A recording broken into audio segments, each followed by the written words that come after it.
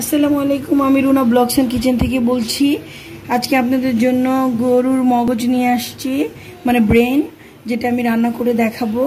কুরবানি ঈদ গেল কিছুদিন হলো, তো আপনাদের আজকে আমি এটা কিভাবে রান্না করতে হয় ওইটা দেখাবো, প্রসেসটা দেখাই দিব। তো এখন আগে কেটে নিব, বড় বড় পিস করে কেটে নিব। ছোট পিস করবেন না, বড় পিস করে নেবেন, কারণ এটা অনেক নরম, ভাজতে ভাজতে ইয়ে হয়ে যায়, ভেঙে যাবে এমনি। তো আমরা একটু সুন্দর করে কেটে নিই, পিস পিস করে কেটে নিচ্ছি। খেতে খুবই মজা, আর বাচ্চারাও পছন্দ করে, সবাই খাবেন। ব্রেনটা ভালো খাওয়া, গরুর ব্রেন। মগজ পেঁয়াজ দিতেই হবে। এই যে হয়ে গেল কাটা, বড় বড় পিস করে কেটে নিলাম আমি। এমন করে পিস করে কেটে নেবেন, নিয়ে তারপর ভালো করে ধুয়ে তারপর রান্না করবেন। তো আমি একটু ধুয়ে নেই, রান্নার প্রসেসে চলে যাব। হ্যাঁ, এই যে সরিষার তেল দিয়ে দিচ্ছি পরিমাণ মতো, 1 টেবিল চামচ তেল দিয়ে দিলাম।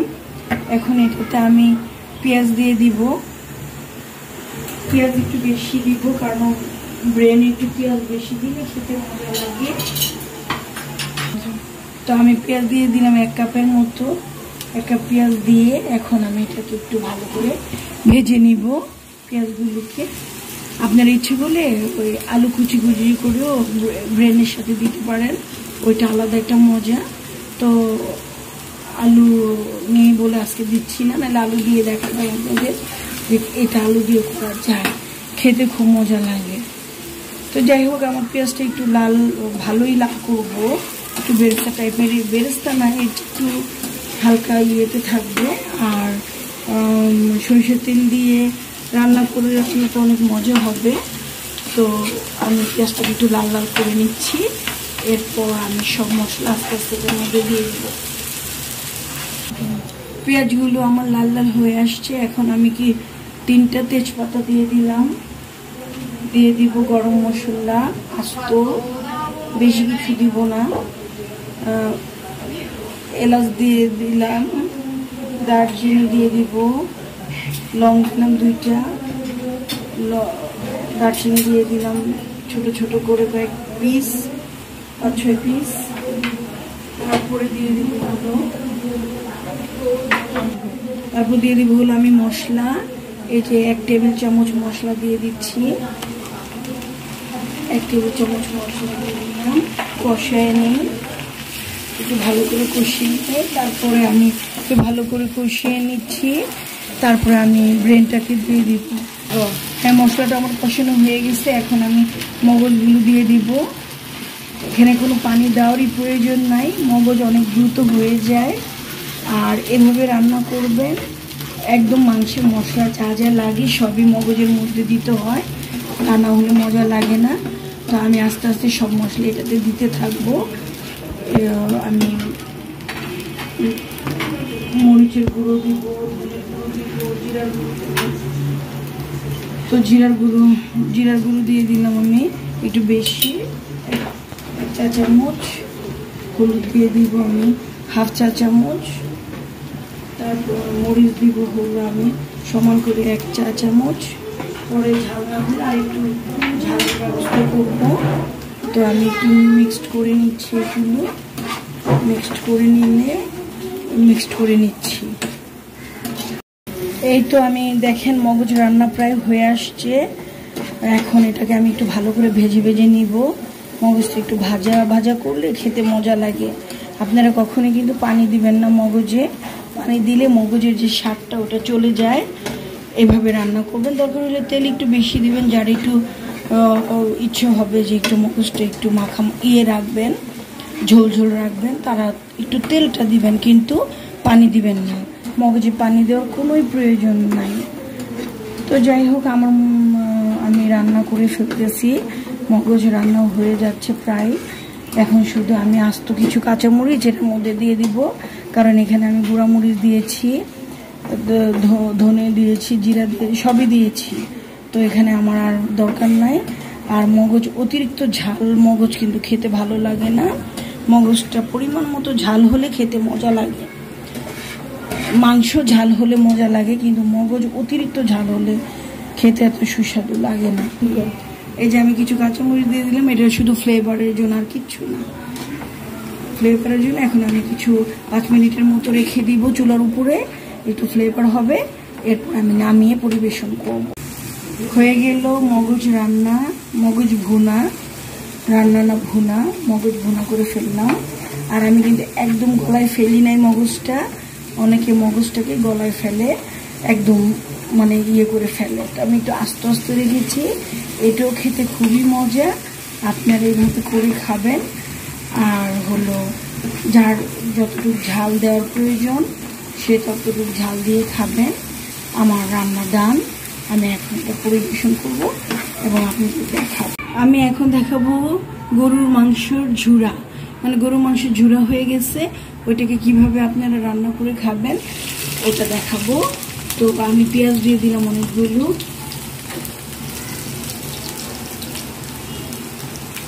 পেঁয়াজ অনেকগুলো দিয়ে দিলাম। এখন এটা একটু লাল লাল করে নিই, পেঁয়াজগুলোকে লাল লাল করে নেই, কারণ মাংসটা তো পুরোই রান্না করা আমার।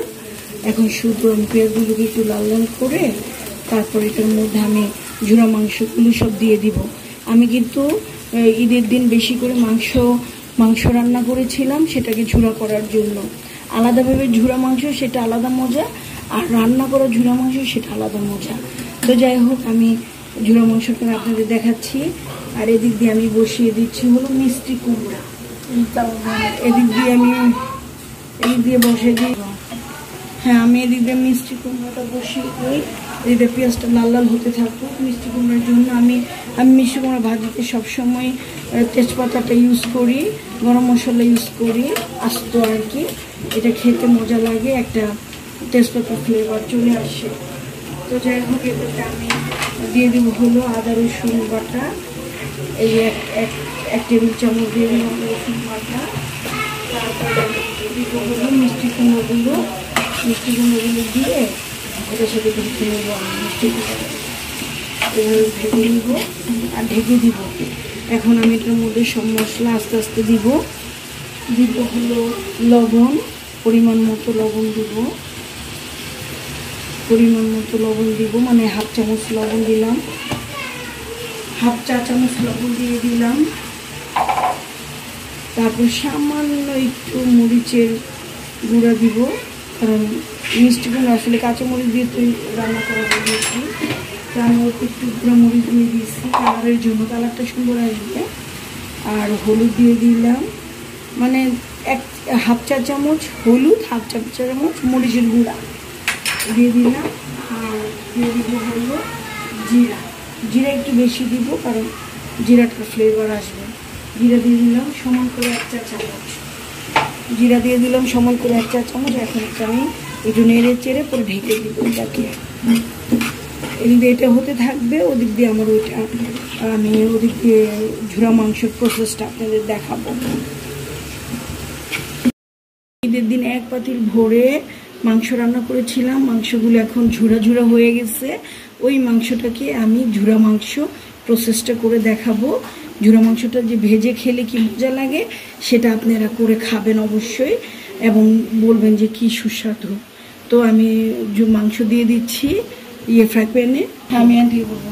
এই যে ঝুরা মাংসগুলো আমি দিয়ে দিচ্ছি, চুলার জালটা বাড়িয়ে দিলাম, তো এভাবে দিয়ে দিব, মানে হাফ ঝুরা হয়ে গেছে, একটু আস্ত কিছু আছে।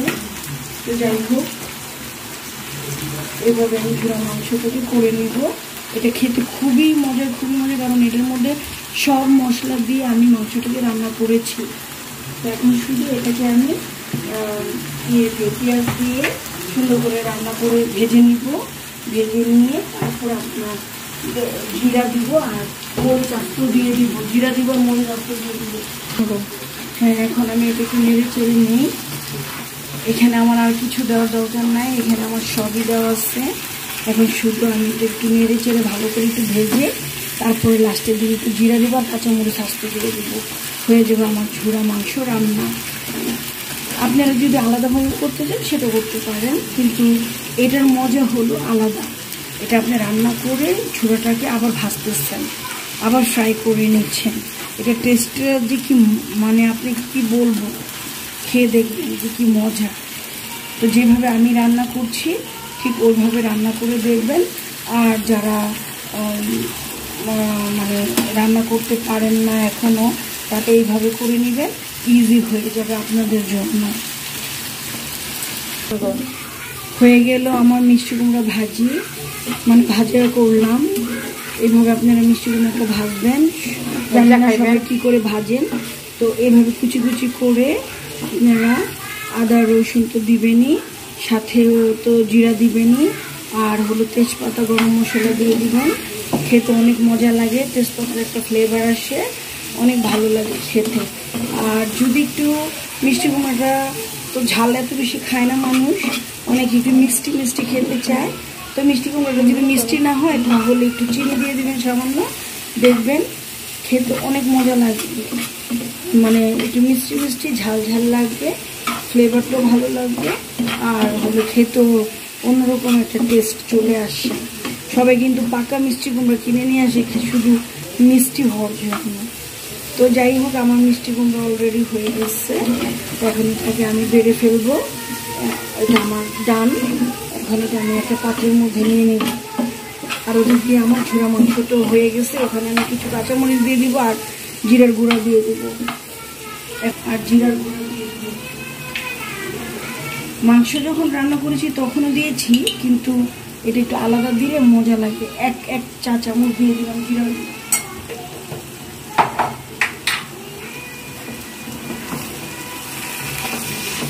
একটু ভাজা ভাজা করে নিচ্ছি। এটা আপনারা রুটি, নান রুটি, নর্মাল আটার রুটি, চালের রুটি, ভাত যেটা দিচ্ছে খেতে পারবেন। খুবই মজা, খুবই মজা, অনেক মজা, ঝাল ঝাল আর পেঁয়াজে ভরা, একটা পুরের মতো করে এটা দিয়ে আপনারা পুলি পিঠা বানায় খাইতে পারবেন। মানে যেটা ইচ্ছে হবে করতে পারবেন। তো আমার এটাও হয়ে গেছে, এখন এটা আমি বেড়ে ফেলবো, বেড়ে আপনাদের দেখ।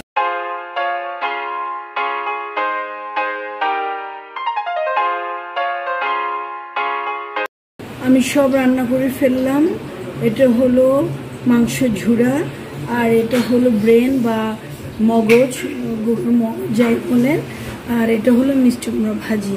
তো যাই হোক, আমি তো দেখিয়েছি কিভাবে রান্না করতে হয়। আপনারা একটু যদি আমার মতো করে রান্না করতে চান তাহলে এটা একটু বারবার দেখবেন, দেখলে আপনারা রান্না করতে পারবেন। আর খেতে অনেক মজা, কি বলবো আপনাদের, দুর্দান্ত স্বাদ খেতে। আপনারা মানে যা দিয়ে খাবেন, মিষ্টি কুমড়া তো ভাত দিয়ে খাবেন বা রুটি দিয়েও খাওয়া যায়, অসুবিধা নেই। কিন্তু এটা তো অবশ্যই আপনারা ট্রাই করবেন, আর এটা ট্রাই করবেন, এটাও ট্রাই করবেন, কারণ এইভাবে মিষ্টি কুমড়া ভাজিটা সবাই করে না। এই জন্য আমি আজকে করে দেখালাম মিষ্টি কুমড়া ভাজিটা। আর মগজ তো অনেকে অনেক রকম করে রান্না করে, আমি আমার মতো করে রান্না করে দেখালাম। আর এটা হলো মাংস রান্নাটাকে, ঝুড়োটাকে আমি আবার এটাকে একটু প্রসেস করে দেখালাম। এভাবে যদি আপনারা প্রসেস করে খান তাহলে খুব মজা লাগবে, কারণ এটা আমার মা খুব মজা করে রান্না করতেন এবং আমার মার খুব প্রিয় খাবার। আর এটা হলো আমার শাশুড়ির খুব প্রিয় খাবার, মগজ। হ্যাঁ, তো দুইজনের রান্নাটাই আমি আজকে দেখালাম। আমার মা এইভাবে ঝুড়ো করতেন আর আমার শাশুড়ি ঠিক মগজটা এইভাবে রান্না করতেন। এটার সাথে উনি আলু কুচি দিতেন, ওইটাও খেতে খুবই দুর্দান্ত স্বাদ। আমরা খেয়েছি। এখন আলু আমি দেখাইতে পারি নাই, আপনারা কি না কি মনে করেন যে আলু দিয়ে আবার কীভাবে মগজ তৈরি করা হয় বা রান্না করা হয়, কিন্তু আপনারা করে খেলে বুঝতে পারবেন যে কত মজা হয়েছে। হ্যাঁ, তো যাই হোক, আজকের মতো তো সবাই মনে হয় ভালোই করেছেন। সবাই ভালো থাকেন, সুস্থ থাকেন, আর আমার জন্য দোয়া করবেন, আমাকে সাবস্ক্রাইব করবেন, আমার ভিডিওটা ভালো করে দেখবেন, লাইকস দিবেন, শেয়ার করবেন, কমেন্টস করবেন। আর ঈদ ভালো করে ঈদ যাপন করেন, 7 দিন ঈদ থাকবে, এই 7 দিন মজা করবেন, আল্লাহ আবিল্লাহ করবেন, আল্লাহকে ডাকবেন আর আমাদের জন্য দোয়া করবেন। তো আজকের মতো এখানে রাখি। অবশ্যই এগুলো করে খাবেন আপনারা। একটা হলো আমার মার রান্না, আর একটা হলো আমার শাশুড়ির রান্না, দুটোই আমি আপনাদের দেখালাম। আর এটা হলো আমার নিজস্ব রান্না। হ্যাঁ, তো ঠিক আছে, আজকের মতো এখানে। আপনারা আমাকে সাবস্ক্রাইব করতে ভুলবেন না, অবশ্যই সাবস্ক্রাইব করবেন, অবশ্যই লাইক দিবেন, অবশ্যই শেয়ার করবেন, কমেন্টস করবেন। আর এটা তো আর খেয়ে দেখানোর কিছু নাই, এটা খুবই মজা হয়েছে। এটা শুধু এখন আমরা ভাত দিয়ে খেয়ে ফেলবো, এই এতটুকু বাকি আছে। তো ঠিক আছে, আজকের মতো আল্লাহ হাফেজ।